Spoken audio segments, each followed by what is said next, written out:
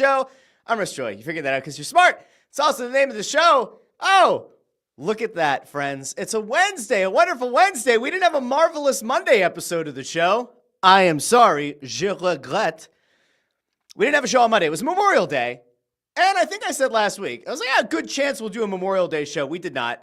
And I was like, on a terrific Tuesday, I thought to myself, do I do a show? And I thought about it. I pondered. I considered it. And then I said, you know what? Probably not a great idea. So we didn't do a terrific Tuesday show. But we are on a wonderful Wednesday. And it's a good thing that we are because there's so much to get into.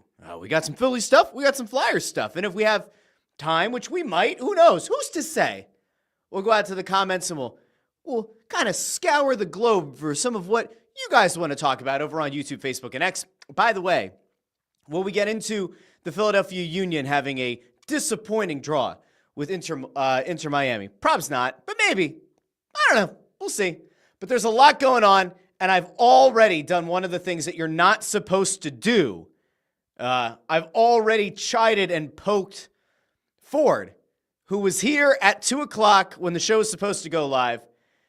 And as we all know, sometimes meetings take longer than you think they're going to, and you have to keep pushing it back. And then if you're me, you have to then go to the YouTube and say, show's going to start imminently. And it didn't start imminently. I mean, it started, but, not what we wanted.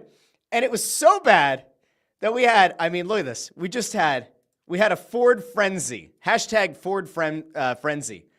He was upset. Andrew Fawcett is here, and Andrew Fawcett will have a package in his mailbox at some point in the coming days, something that I was supposed to send to him probably 2 months ago. I've had in my possession. I sent him a picture of a shirt, a Snow the Goalie shirt, signed by everybody on the crew as a thank you for the buck cracker from back at Christmas time. But anyway, he's got a package coming his way. And we all have a package coming our way, don't we? We have a package of love and a package of knowledge and a package of hilarity and a little irreverency because we have so much to do today. But before we do, we'll go at it to the comment section. And we got to talk about Bryce Harper gets hit by a guy with a really nice mustache and Spencer Strider, who claims it wasn't intentional. Ranger Suarez is an absolute bona fide stud. And now everybody's starting to wonder what they're supposed to do with Ranger. Do we call him the Power Ranger? Maybe we'll do a shirt, the Power Ranger. I could see it. It could happen. Maybe it'll happen. Probably not, but maybe. And then on the Flyers side of things, we had a little bit of a shakeup. Ian Laperriere getting kicked in the derriere. No longer the head coach of the Phantoms, but now he's a hockey advisor for the Flyers. Make of that what you will. We'll get there. And I might have a name that would make sense for the Flyers in net that probably wouldn't cost you a lot and certainly would be an improvement over their situation that they had in goal this season. So we'll get there. But before we do, we'll go out to the wonderful commenters. We love all the people in the comments section. So we have Fawcett's over here saying he's an hour behind because he's in Texas. So it's still early. Rob South says, yes. I don't know if it's supposed to be, oh, yes, but yes. Well, here, hello. Kenny Jones over on X. Kenny Jones is now the master of the X chatters. Remember, if you're on X and you want to jump into the conversation, you have to click the video first, go into the Periscope mode, and then you can comment. I can bring it up. It says, happy wet, chilly Wednesday. Superfan Eric is also here with a good afternoon. Hello, Superfan Eric. Tony Louis says, I was just thinking to myself, I haven't seen Russ's show in a while. Then say his name, and he appears. All right. I'm on a thing that spins. Well, let's see. That's an over-rotation on the Joe Hendry, who also lost the TNA championship. We're not going to get to that on this show, but we might this week on It's Just Wrestling. So don't worry, Tony. We might get there. Peter K says, Russ, summer break is almost here. Finally get to watch live Visiting the Outer Banks this summer. I hope so. I hope we will. It is a running conversation in this house between my wife and I.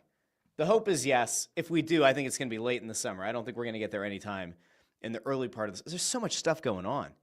I got a work trip mid-June. That'll be fun. Up to Toronto. So we'll see how that goes. There's a lot of stuff going on. Kids have activities, all kinds of stuff. Just a lot of stuff. And of course, as some of you know, and as we've talked about on the show, my son and Ford's son are going to be playing on the same travel soccer team next year, which means that not only am I going to be inundated with Ford responses in the chat on this show, but then I'm going to get to practices and games, and I'm sure Ford is going to cozy right up to next to yours truly with a camping chair of his choice and want to chat more about what's happening in Philadelphia sports. Maybe that becomes a premium show.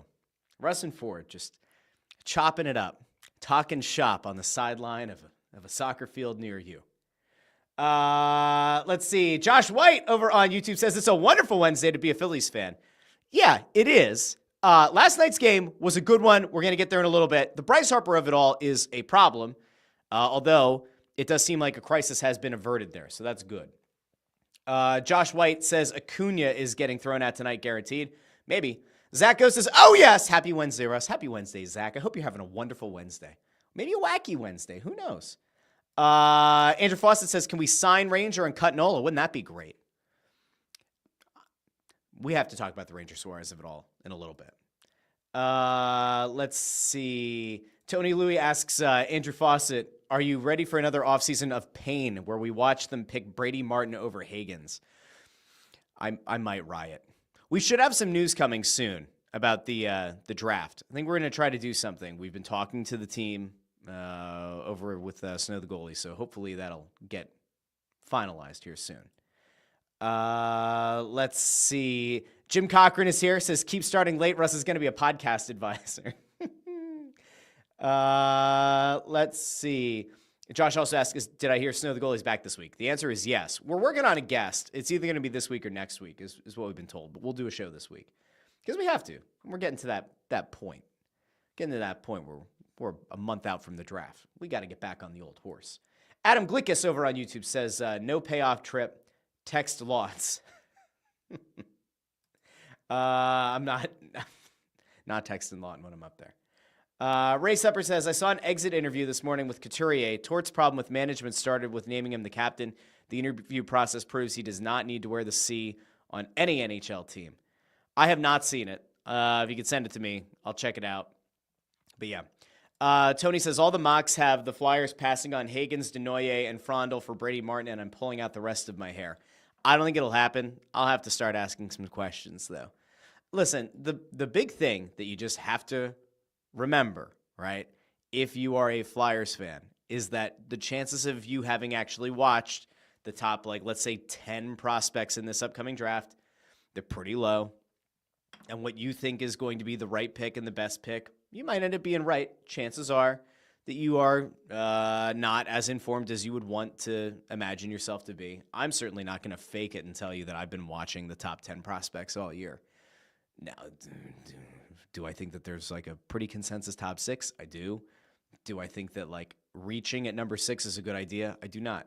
This is, again, why I'm frustrated that they ended up falling to 6 instead of moving up, but they'll get whoever's left. It's just, you can't galaxy brain this shit. If you do, you're going to get very upset. Like, it's going to be bad. Let's see. Jay Grebby says, if Martin is the second coming of Mike Richards as suggested, sign me up. Well, there you go. See? Jay's looking to be a little bit positive here. Okay. Jay Grebby also thinks that they should go after Rossi. Says Rossi, Martin, and Lashenko, let's roll. Nick Johnson on YouTube says Erison is not a starter currently, but I think he can. With a better team in front of him, he could, and not being overplayed would be nice. Get him a tandem or trade to upgrade within the next 3 years. That's possible. Possible. Maybe. We're going to get to the option in net here in a little bit. Let's see. Chris Freed says it's that time of year where I pull the 1987 Flyers tribute that was played right after Game 7 off YouTube. Still brings a tear to me, like it did when I was 8 and saw it the first time. It's been 50 years since the Flyers won a Stanley Cup. 50 years. I actually started thinking about that yesterday. I started kind of putting it into context of so 75 was the last Cup win. And I was like, okay, so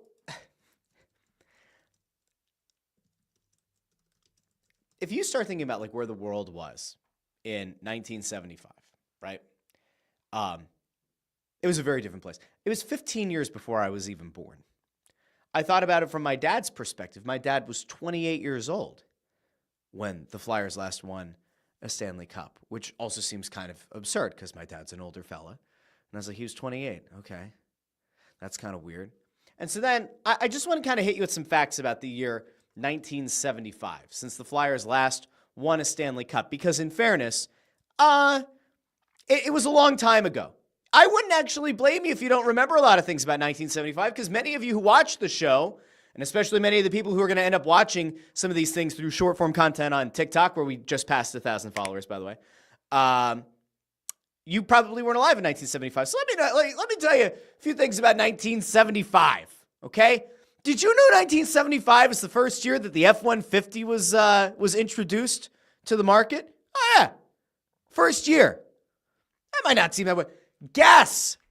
Gasoline in 1975, when the Flyers last won a Stanley Cup, was 53 cents. Not $2.53, not $1, 53 cents. Not great.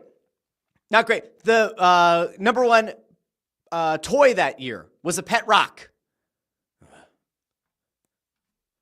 I still don't understand what the point of a pet rock was, ever. It was also the year that the Kool-Aid Man first appeared in commercials, 1975. We're off to a pretty damn good start with 1975. So you got that. Who was president? Gerald Ford. Gerald Ford was president. Let's see. Ford also announced the end to the Vietnam War in 1975. Vietnam. We were in Nam when the Flyers last won a Stanley Cup. Not great. Wheel of Fortune debuted in 1975. There had previously not been Wheel of Fortune. Wheel of Fortune coincided with the last time the Flyers won a Stanley Cup. Jaws was the number one grossing movie in the United States when the Flyers last won a Stanley Cup. SNL had its first ever episode in 1975 when the Flyers last won a Stanley Cup. So, yeah, guys, it was a long time ago. It's a very different world. Very different world back then. Good Morning America also made its debut 50 years ago when the Flyers last won a Stanley Cup. Why am I doing all this? Why am I kind of reminding you? Why do I want to remind you that the top hit that year was Love Will Keep Us Together? Because in some weird way, in some effed up kind of way, love for the Philadelphia Flyers has kind of kept a lot of us together. Now, have they always been deserving of that love? Probably not. But that love of hockey, that love of the orange and black has kept many of us together. It'd be nice if our love were, rewarded. It'd be nice if at some point the Philadelphia Flyers could take that next step. And so we're going to get to that in a little bit because they've made some changes. They've done a few things that starts to make you think, all right, maybe things are going to turn around. All right, other things that came out in 1975 when the Flyers last won a Stanley Cup. Warheads, Wendy's opened its 100th location. Pillsbury acquired Totino's Frozen Pizza. Famous Amos chocolate chip cookies were founded. A gallon of milk was $1.57. The Mickey Mouse cookbook was released. The Melting Pot was founded. Let's see. The Steelers won the Super Bowl, which isn't surprising. The Reds won the World Series. Jack Nicklaus had his 5th Masters golf tournament win. Yeah, okay. So there you go. A lot of stuff happened in 1975. Good on 1975. Not good if you're a Flyers fan to think back to how different the world was then. And team still hasn't won a Stanley Cup. So that's not great. Not great. Okay. Let's get to last night's game. Let's get to last night's Phillies game. And I'm going to bring the comments up on the right over here in this area of the screen. So if you're watching on YouTube, Facebook, or X, you can start to see people as they drop their comments in across all channels, across all platforms. Because remember, the show is not only live streaming on the Russ Joy Show YouTube channel, which is where you should go like the video, share the video, and subscribe, but it's also on the Joy Media account. You can like the video, share the video, and subscribe there as well. That'd be lovely. But also over on Facebook, as well as on X on my account. So if you want to comment, you can put your comments down here. And we'll get to as many of them as we can, but if not, we'll at least have a running list. You are now, I can't even say famous because it's not that big of a channel, but it's a rabid following of people who find the show wherever it floats on whichever days at whatever time. So you can at least be here. Ta-da. Okay, let's get into last night's game. The Phillies make a very good first impression as they open up their series against the Braves. It's a 2-0 win. Obviously, the number one takeaway from the game Was Bryce Harper getting dinged early in this one? Spencer Strider apparently, allegedly, claims to have lost control of a pitch. And I'll tell you what, even though I don't necessarily have to give him credit, not that I necessarily have to give him the benefit of the doubt, I will say that it probably makes some sense that he didn't intentionally hit Harper. However, maybe he did. So first, we're going to go over to Spencer Strider, who, again, rocks a really impressive mustache. And as a fellow mustache guy, although the beard keeps growing in way too fast, we're gonna hear him out. Let's try to hear out Spencer Strider a little bit here. And let's hear what it was exactly that he thought he was going for and that he thought happened in that moment. Again, Harper gets hit with a pitch, and it hurts. All right, let's go over to Spencer Strider real quick. Spencer? Hey, Spencer, what do you have to say for yourself, fella? Huh? What you got to say? Yeah, that's great news. Certainly not trying to hit him. I got to pause. Now, I know that when I did the Mitch Marner video not that long ago, like a week or 2 weeks ago, and I critiqued that his hair was very floofy, and I said that, if he's busting his ass in a playoff game, he's probably going to be sweatier than that. I am going to note there's a violation here on the stash. I'm actually going to scrub this video back a little bit. As somebody who often sports a mustache, there is a problem here. And listen, Spencer Strider might be really self-conscious about it. And if he is, and he somehow finds this, sorry. But we have a legit situation here. I don't know if you can see this. There's lip here. It looks like he tried to line up the mustache, and it got a little bit off kilter. You can see it there. The mustache is cut a little bit shorter into the middle, and then you got this hanging Chad over here on the left side of his face, which creates a distorted view of the mustache. And then even when you come in, you can see the hanging Chad is here, and it looks like it goes back up here. So you got to hit that spot. You got to do everything you can to try to make it a symmetrical mustache. If you're going to just rock the mustache, also has a lopsided soul patch going on here. So can we trust him? I'm not so sure. All right, let's go back to him. So he was told that Harper not seriously hurt. There's no break. All right, let's keep going. Yeah, that's great news. Certainly not trying to hit him. I thought in the moment, I just assumed he had a guard on, and was just pissed that I hit him, and then saw him in pain, and that was tough. So I'm definitely relieved that he's okay. And well, I'm glad that he's relieved. He's one of the best players, this century. So needs to be on the field. Sure. It's best for the game. Ouch. And it's good for us. So here's a question that I have, though. So if we come back to here, right? Can I ask a really basic question? Why isn't he wearing a guard on the elbow? Like, am I crazy for asking? Because, listen, Bryce Harper has had some injuries in recent years. To me, if you're the most important player on the team, if you're the highest paid guy on the team, I know that baseball players are weird. Baseball players are superstitious. I get it. He should have a guard on his arm. He should have a guard in that elbow area. I don't know what we're doing here. So, like, Strider's saying, I thought he was wearing a guard, and so I was shocked, when he went down and he was hurt. I don't blame him. It's 2025. Barry Bonds back in the day used to wear, remember the giant elbow pad that Barry Bonds used to wear? He almost looked like he had an entire mechanical arm. He looked like he ripped off Optimus Prime's arm and wrapped it around his own, right? He had that gigantic thing that would jut out of his elbow. Why doesn't Bryce Harper have an elbow pad of any kind, a protector of any kind? What? Why? Is there a reason for it? How do you not have a brace? And by the way, if you're the Phillies, isn't this part of protecting the investment of the player? Isn't this part of hey, Bryce, you got to wear an elbow pad. I don't want to. I can't hit with it. Tough shit. We can't lose you. And I will also point out the fact that Bryce Harper, we've been having this conversation about there were some slow parts to the season, but it did kind of feel like maybe things were kind of turning a corner for him a little bit. If you're being realistic about it, his batting average is the highest of any month in the month of May. He's hitting 308. Last month was dreadful. He hit 223. So he's back up. It's been his best month statistically to this point. He's had more hits this month than he did last month, at least, right? He has more extra base hits, has more doubles. He has one fewer home run, but he has more RBI. He's walked a little bit less. He's had an overall better May than he did April. And now you're potentially looking at losing him for a time. Now, again, it was reported after the game that he had a scan. There was no break found. It's just a contusion, which is good news.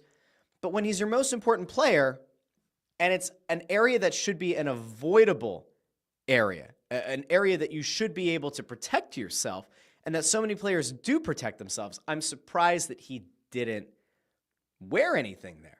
I don't know. I haven't gone back and I can't dive into it in my brain of all of the at-bats Bryce Harper's had over the years, but I feel like at some point he's worn a protection on his elbow.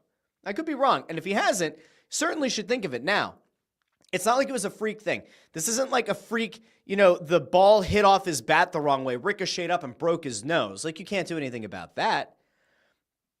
But it's a very easily protectable area, and one that a lot of players do protect. Why is Bryce Harper not doing that? Okay. So Spencer Strider comes out and he says, I didn't mean to hit him. I'm glad that he's okay. So that's lovely.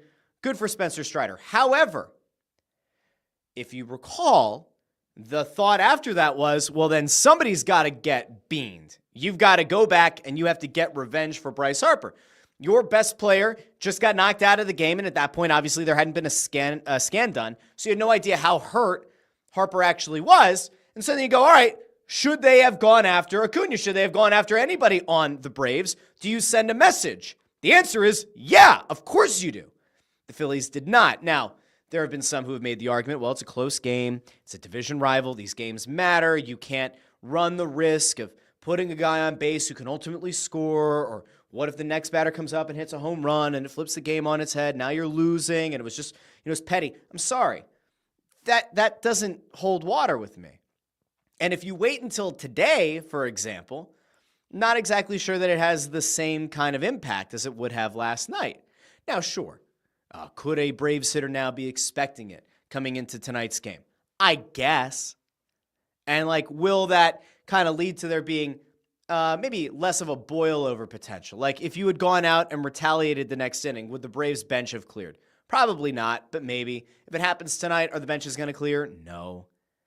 But I thought it was interesting. There was a back and forth on Post-Game Live, and Ruben Amaro, who's usually pretty level-headed on stuff, right? Of all the people that are on that show, Ruben Amaro is usually pretty level-headed. He thinks that there's going to be retaliation as early as tonight. So let's go out to Ruben real quick. Let's hear what Ruben Amaro had to say about Spencer Strider hitting Harper and whether or not the Phillies are going to retaliate. Have the command to get in, but someone will pay for that. I gotta believe there's a lot of baseball to play against the Atlanta Braves, and I will tell you that somebody on that mound will do the job by retaliating. I'm not sure when.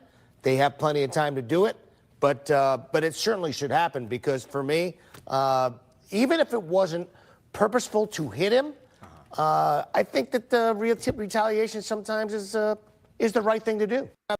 Wow. Ruben, a little bit feisty.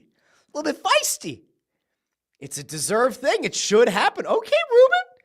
So Ruben Amaro thinks that the Phillies should go out of their way to retaliate for Bryce Harper. Again, close game last night, sure. I think last night's the time to do it. I don't think you let it wait a day, and then you say, all right, first batter up. Tough shit, buddy. You got to pay. Should have done it last night. But that's just me. Now, there was another big story that came out of last night's game, and it is an increasingly big story because it's a guy who has been nothing short of phenomenal to this point. Ranger Suarez has been astounding. And remember, he started off the season hurt. We all kind of had an idea of what that was going to mean for him and the possibility of him joining this rotation. We all know that the Andrew Painters of the world are kind of waiting for their opportunity potentially later this season.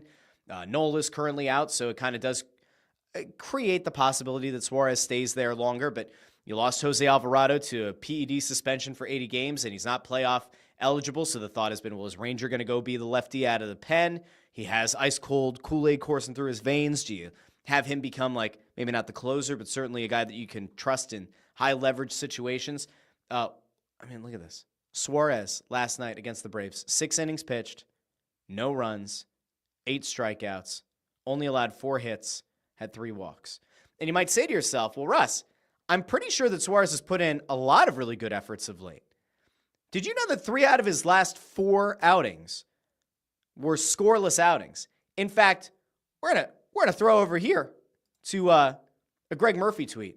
Suarez over his last 4 games, 4-0 with a 1.01 ERA, 25 strikeouts. Now, that seems astounding, and it is.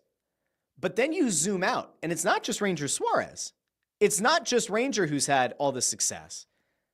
We'll throw out to Luke here, but Luke kind of compiled what's been going on with the Phillies and Phillies pitchers who have at least 30 innings pitched this season. Take a look at this shit. Bananagrams. Jesus Luzardo, 2.15 ERA. That's 4th in the National League. Zach Wheeler, 2.42 ERA. That's 6th. Suarez and Taijuan Walker, both at 2.97. Christopher Sanchez at 3.17. If you think back to last year, right, where this rotation really found its groove, and we were talking about, oh my God, how many All-Stars are they going to have in this rotation? Could they potentially send a Zach Wheeler and a Ranger Suarez and a Christopher Sanchez and maybe even a well-performing Aaron Nola all to the All-Star game? Could they all get an All-Star look? Could they all get Cy Young consideration? Now you fast forward a year, Luzardo's been incredible. I mean, Luzardo has been a hell of a pickup. We all kind of knew he was going to be a really good pickup in the offseason, but he has provided additional stability. And while Nola was kind of a disaster class prior to, getting hurt, Luzardo's really kind of leveled out this rotation. And then you have Ranger who comes in who is still playing for a contract. And it creates a very interesting dilemma.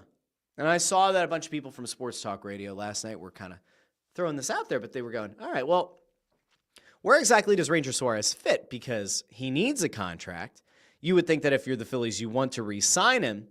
There's also the possibility that maybe they would want to move him to the bullpen once Nola's back, or Nola's back and Andrew Painter comes up later in the season. You want to send Ranger Suarez to the bullpen because maybe you can't find a lefty on the trade market. What do you do?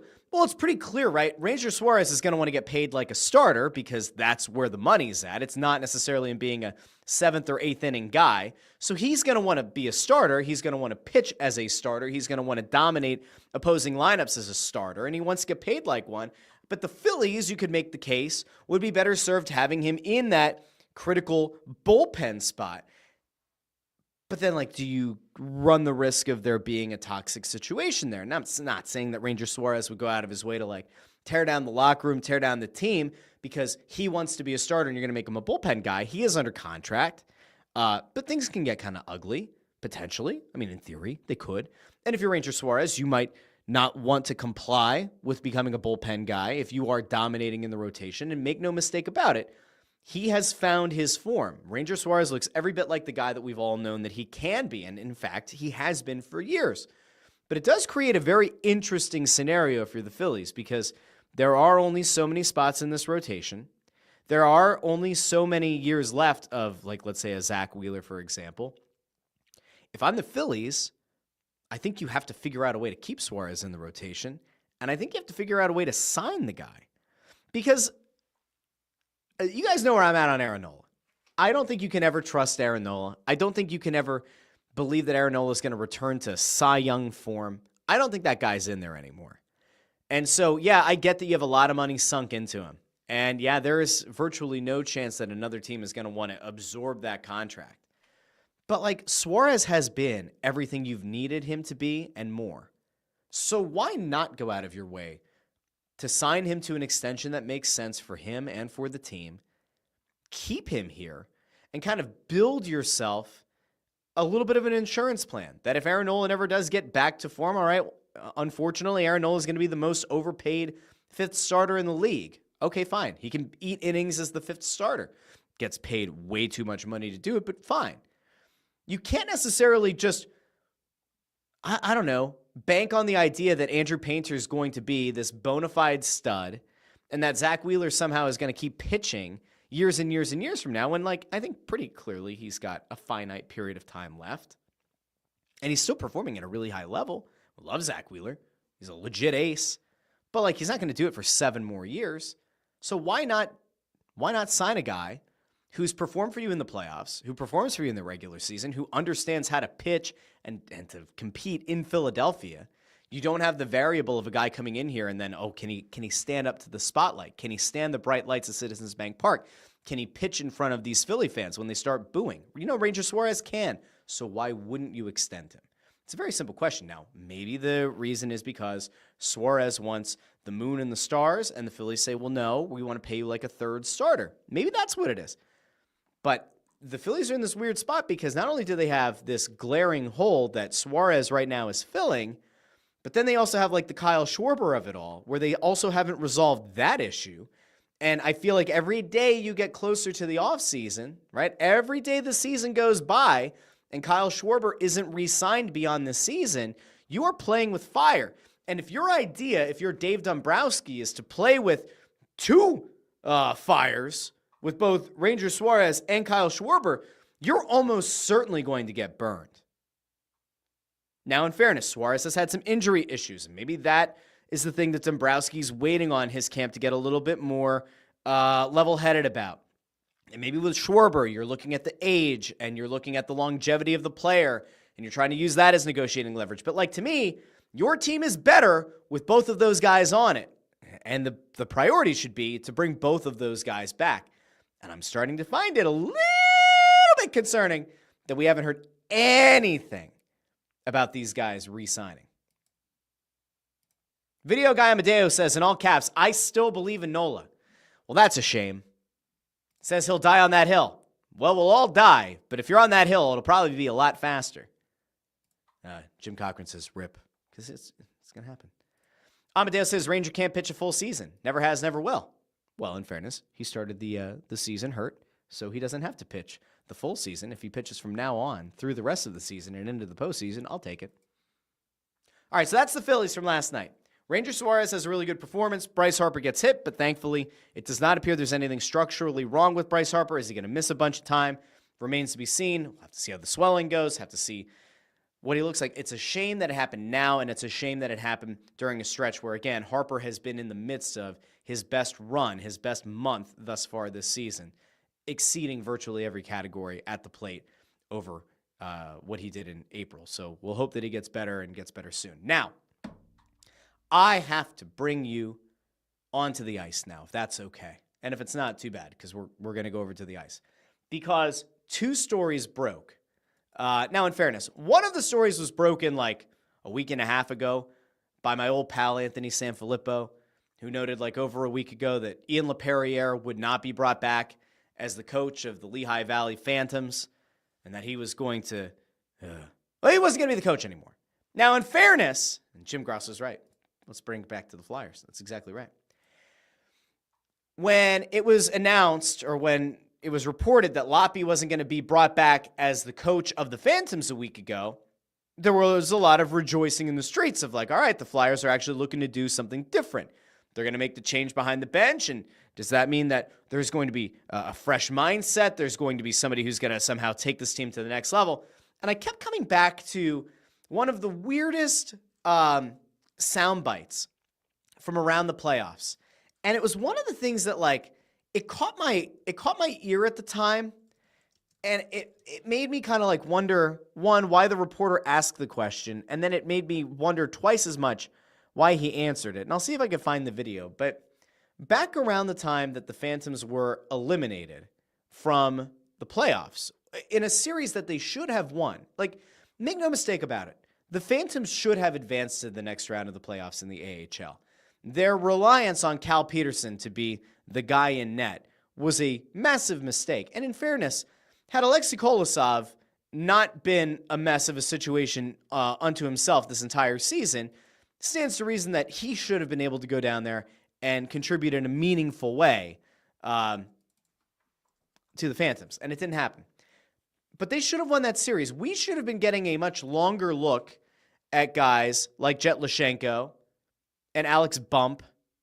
We should have been getting a better look at those guys at the AHL level in the playoffs.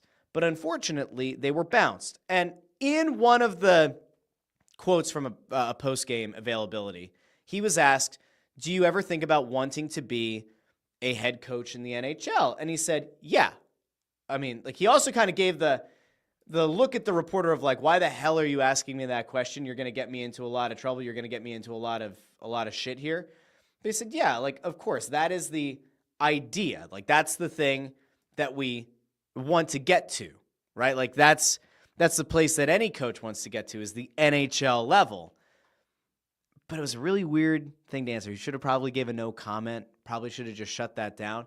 And when it happened, there was part of me that went, okay, if you're the Flyers organization, and maybe you're not totally sold on the job that Laperriere has done in the AHL, and he has 1 year left on his contract, and then you hear that he's saying, like, kind of actively, not like he's actively campaigning for one, but he says, yeah, I'd like to be an NHL head coach. Is that the point where you just go, yeah, this isn't it? Like, we don't necessarily believe that we want to extend this guy. And he's actively talking about being in favor of getting a head coaching job at the NHL level after the team's been eliminated from the AHL playoffs. Like, that might not have gone over well. I don't know. I haven't talked to anybody to, like, know for sure. But, like, I would say that if I were his boss or his boss's boss and I saw that, I'd probably be like, that's not a great look. Not ideal. Now, in fairness, maybe the Flyers decided over a year ago that they weren't going to extend Laperriere, and they decided that, you know what? With the influx of young talent they have coming into the system, with the influx of young talent that could be coming in from abroad and from some of the other leagues and into the AHL over the next season or two, maybe they decided that now is the right time to align the AHL to the NHL, because you've now brought in Rick Tocchet. And so now maybe Rick Tocchet will have some input on who's behind the bench for the Phantoms. And that honestly makes sense. The idea of having a new head coach at the NHL level and a new head coach at the AHL level who are aligned, and ideally the NHL coach communicates down to the AHL coach, this is what I'm looking for, this is the system, this is what the kind of work ethic and the kind of systems I want you to install and the values I want you to instill into these players, so that when they get called up at any point in the NHL season, they're ready to go. There's not as much of a learning curve. Like, I think there's a lot of sound logic behind it. But then we found out yesterday, when it was actually announced, or 2 days ago when it was officially announced, that Laperriere, yes, will not be returning to the bench for the Phantoms, but he's not going that far because he's remaining within the Flyers organization as an advisor. Now, in fairness, what the hell is an advisor, and does it really matter? The answer is, it's a mostly nothing position, and no, it doesn't matter. Like, if you saw the news that Ian Laperriere was staying with the Flyers organization and is going to be an advisor to Danny Briere and or Keith Jones, you should not have doused yourself in lighter fluid and stepped into a furnace. There's no reason for it. How much of an impact is Ian Laperriere really going to have on the team, on the direction of the team, on any of it? The answer is probably negligible at best, right? Like, there's practically no scenario here where, like, we find out at the end of the upcoming season, oh yeah, Lappy came in and he had a lot to say. He had a lot of really stern things to say, and he really affected the draft process. You know, he turned a lot of heads with some of the guys that he wanted the organization to go after, and he actually overruled Danny Briere and Keith Jones. Like, no. If you're an advisor to the hockey ops department, maybe they'll ask for your feedback. Maybe. The guy's under contract for another year. They didn't want to fire him into the sun and then pay him for a year of doing nothing. So they remove him from being the head coach of the Phantoms, and they say, all right, like, collect your paycheck for another year. Maybe they're going to send him out on scouting. Maybe they're going to have him come in and help with the PK at some point, or like he'll pop in at camp, or he'll pop in at a practice or two. Like, who the hell knows? But, like, there are a lot of guys on this organization who've been hockey advisors. We've seen Bobby Clark be an advisor. We've seen Paul Holmgren be a senior advisor. We've seen John LeClaire and Patrick Sharp are advisors. Wayne Simmons is, like, now a hockey advisor in his own right. It doesn't mean a whole lot. It doesn't change a whole lot. So if you are a Flyers fan and you got really worked up about it, this isn't the thing to get upset about. Now, again, I think that ultimately it is a good call. It's not to say that Lappy's a bad coach, because I can't really say for sure, because I don't watch a lot of Phantoms games. I can't break down his X's and O's, because I didn't watch a lot of the games this year. But I would just say that, like, from a holistic perspective, you do want to see continuity between the AHL and NHL. That should be the ultimate goal. Now, I did see that the Reading Royals have also parted ways with their coach, so maybe this is part of a much wider organizational realignment, in which case, I think that's probably a fine thing. I don't think it's actually a mistake at all.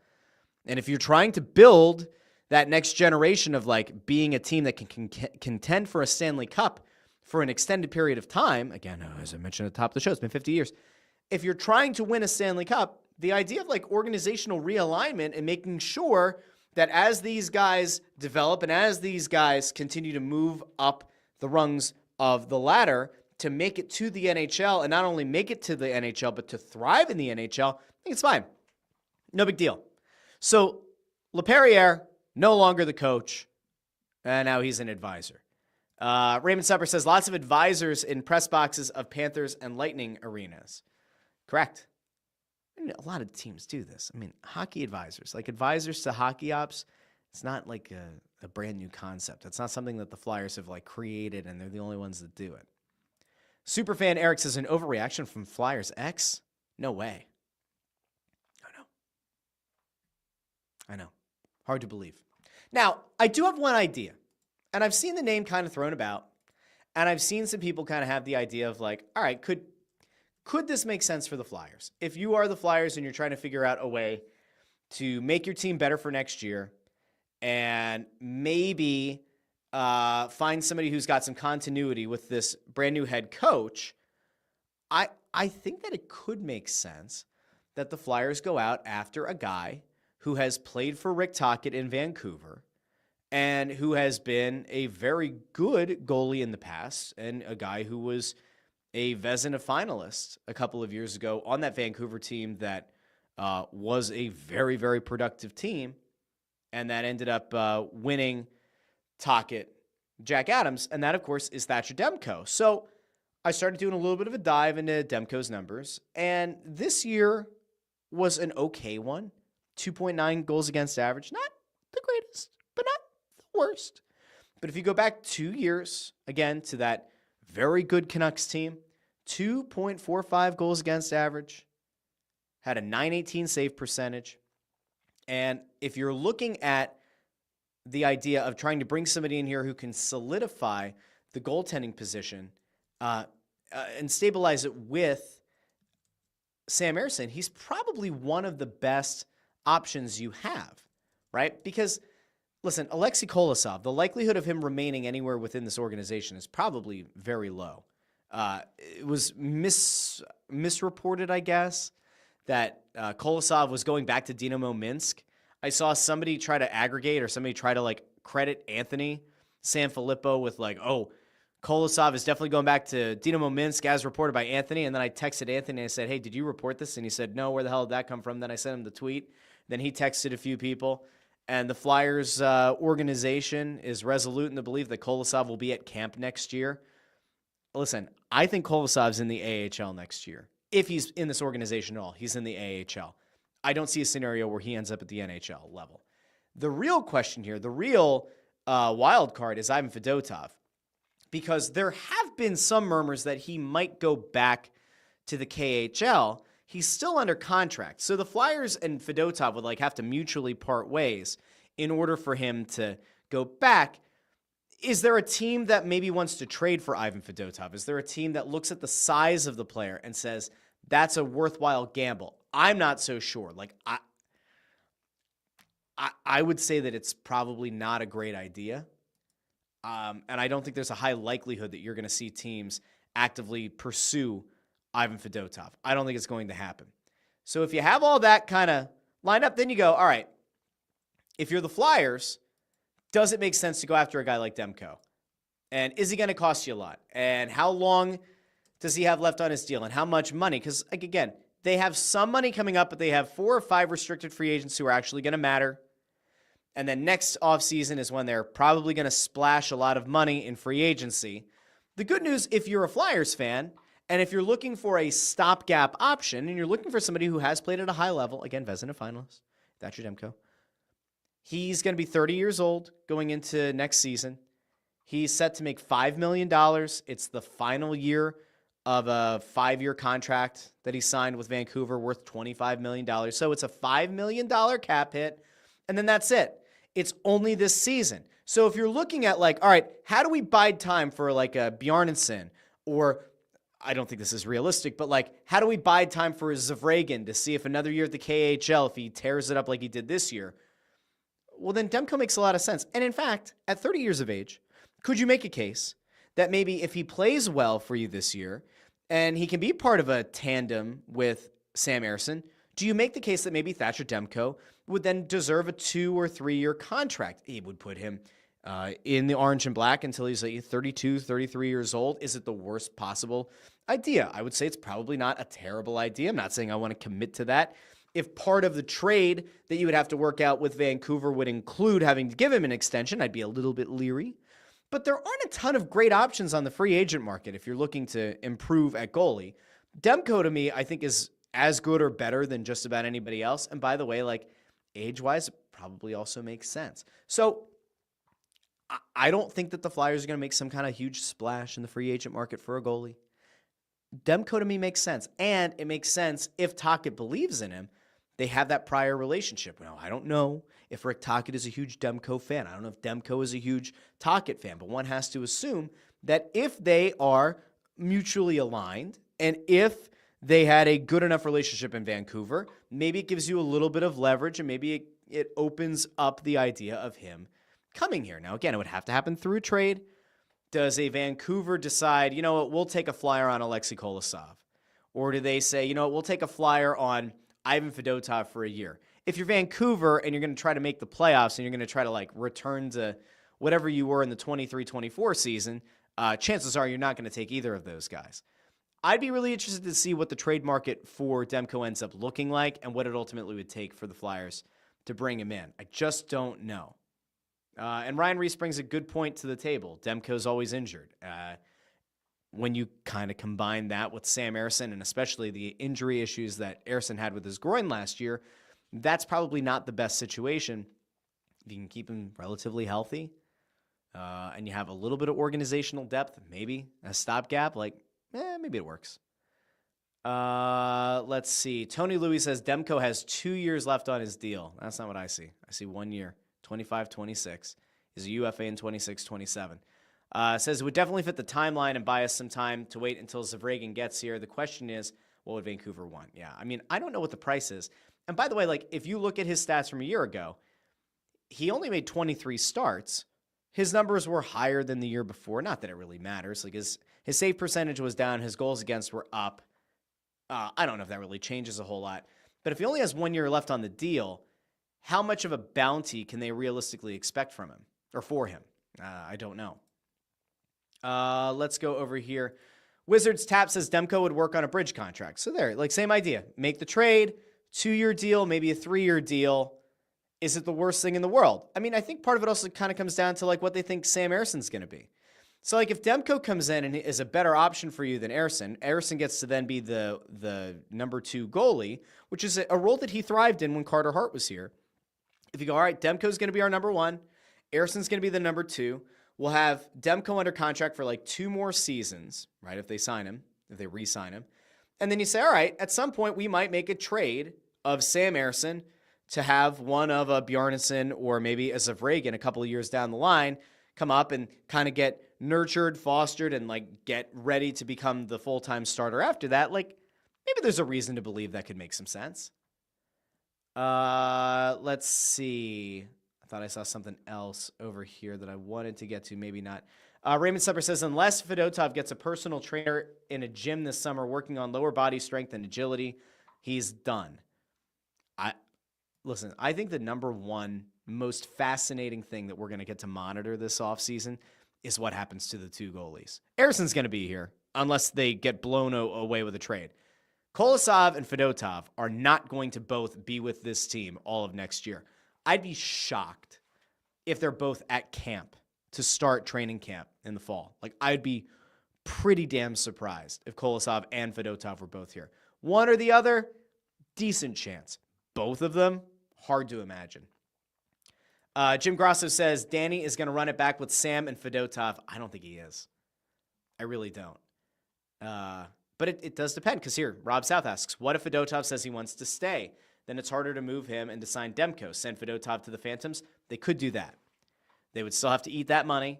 They could theoretically send Fedotov down to the Phantoms No team is going to pick that contract up on waivers. In theory, would putting Fedotov in the AHL be the worst thing in the world? Maybe not. I don't know if the player would be thrilled with it, but then again, like, he had an opportunity here to try to prove that he belonged.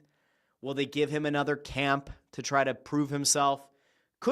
Is there a scenario here where Ivan Fedotov returns to the form that he had a few years ago, comes into camp, tears it up, and Tocchet says, you know what, he has to be one of our goalies. He has to be. He's that much better than everyone else. I'd say it's a small chance, but maybe. And if it doesn't work out, let's say Kolosov decides he wants to go back to the KHL, and the Flyers just say, fuck it. Like, we're sick of this. We're sick of the headache. We're sick of everything else that kind of surrounds the situation. And they just agree to kind of like terminate his contract, let him go back to the KHL. He goes back to Belarus, and he's never heard from again. And then Fedotov ends up in the AHL. They trade for Demko, or they sign somebody in free agency. It's not the worst thing in the world. The last thing that you do want to do is throw one of the young guys into a situation they're not ready for yet. Zavrega will play another year in the KHL at least. We'll get a better feel for if this year was like beginner's luck, which I don't think it was, especially as young as he is as a goalie in that league. I think he's the real deal. But you don't want to like force him over here too soon. And Bjarnsson's the same thing. Like, you don't want to force him into a role that he's not comfortable with or that he's not going to find success in. Like, ultimately, you're looking for longer-term success with those players.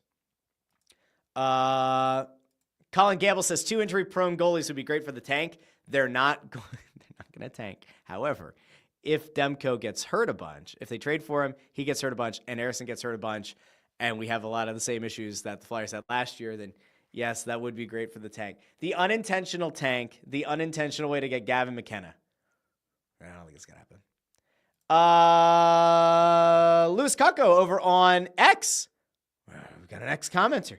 Says, Ersson's performance in the men's worlds gives me a little more confidence, but still would love Demko here. Yeah, I mean, listen, Ersson played really, really well for Sweden.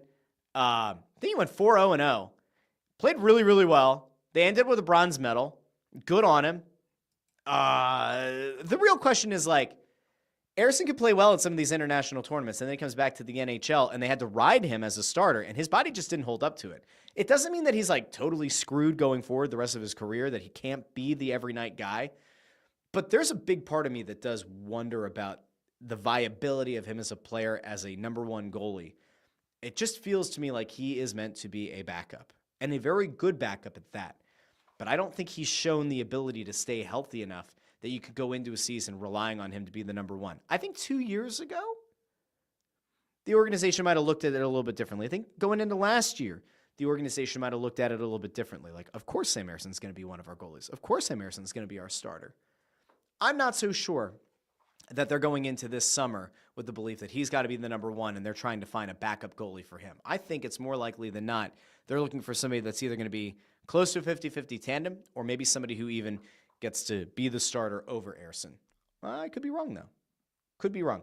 Ray Supper asks, how about Alex Lyon? I can't imagine that there's a reunion coming there. And it's funny, like, a lot of people have this.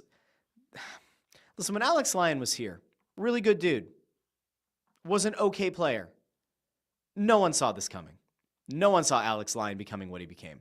Bobrovsky, different story. Alex Lyon, there is not a single soul who said, oh my God, the Flyers are moving on from Alex Lyon. They're going to regret this in a few years. No. And I'm not sure that if you bring him back here that it's going to change anything. I'm not sure if you bring him back here he's going to play at an elite level. So maybe they wouldn't be opposed to, I don't know. Sutliff asks, would they get Caden Primo? No idea. I mean, based on the name, maybe they would have a conversation, but like, I don't know. Tony Louis says, I still believe in Sam Ersson. He just finished his second year. He does need some help, though. Yeah, that's fair. Jay has dropped this name twice now, and I think previously said would rather him over Demko. And also says, prime to take that Logan Thompson level leap next year. Let's bookmark that comment and come back to it and see how he does this season. Rob South throws out Stolars as well. Stoli the goalie. I can't imagine that they're going to go back to one of the guys that they let go from the organization, but I don't know. Sean C. asks, what's the deal with Maxim Shabanov? I trust Ant's reporting, but there's another report that says it's the Penguins, not the Flyers, alongside Vegas as the front runners. I saw that. It was like a day or two after Ant's report. I don't know. Shabanov's going to get like a lot of interest. Like I mentioned, he was a finalist for the Golden Stick, the MVP of the KHL. There are going to be a lot of teams interested, but I don't know. Okay, I think that's about where I wanted to go today. We talked about the Phillies. We talked about the Flyers. I'm pretty happy to call it a day there. A wonderful Wednesday. We didn't have a Monday show. If that left you feeling a little bit joyless, if that left you feeling an empty hole in your heart where a short Italian-looking dude on YouTube typically, fills that spot with some Philadelphia sports talk and hilarity, I'm sorry. But we are back. It was a wonderful Wednesday show. We'll be back on Friday. I think I'm going to try to do an It's Just Wrestling today or tomorrow. I gotta talk about Double or Nothing because it was a good show. That might happen. Video guy Amadeo's ears probably just perked up. Might do an It's Just Wrestling. I think Snow the Goalie's got to happen tomorrow or Friday. I'm not sure which one yet, but I have been in touch with the guys. So, see, Amadeo did remind me. He said, and I put Roger Goodell in the thumbnail for nothing. Okay, there was one real quick thing. About Goodell. Damn it. This is the shame. This is the shame of it all. The report came out that the NFL is kind of looking at shaking up the salary cap. They're looking at shaking up how the cap currently works or how payments work. And it seems like they're trying to thwart Howie Roseman and this idea of like the signing bonuses and what's essentially dead money at the end of the contracts of guys not playing. And it feels like the NFL couldn't get Howie Roseman and couldn't get the Eagles and couldn't get Jeffrey Lurie with the tush push ban. And so now Roger Goodell might be trying to like shadow work another way to kind of stick it to the Eagles, who have figured out a way to sort of circumvent salary models within the league. That was why I had Goodell on the thumbnail. I don't have a lot to get into with it today. If a proposal actually comes to the forefront, and if it looks like it is absolutely attacking the Eagles again, we'll break it down on the show. But I don't know. Let's see. Tony Louis says, put a link somewhere for your wrestling channel. I can't find it. If you're on YouTube, which you are, if you go into the description of the episode, I have a link to the channel. But it's got a really nice logo. It's got an awesome, here, I'll throw it up in the, let's see, can I throw it in the corner of the show? If I do, if I change something, it's going to change everything. Well, anyway. It's like a nice logo. It's got like teal and pink, and there's a dude jumping across the ring with a chair in his hands. Yeah, you'll see it. It's a great show. So if you haven't found it yet, it's in the description of every episode. And that includes over on the podcast feed. So if you listen on Apple Podcasts, Spotify, Pandora, Apple, or Amazon Music, wherever you get your podcasts, you can also find links to that show as well. So there you go. Let's see. There was one other thing here. Sean says, didn't watch Double or Nothing. But the let the bodies hit the floor moment hit me right in my mid-2000s heart. It was a good show. It was a good show. It's worth watching. Rob Stout saying Samoa Joe beating the guy and singing at the same time is pretty cool. Correct.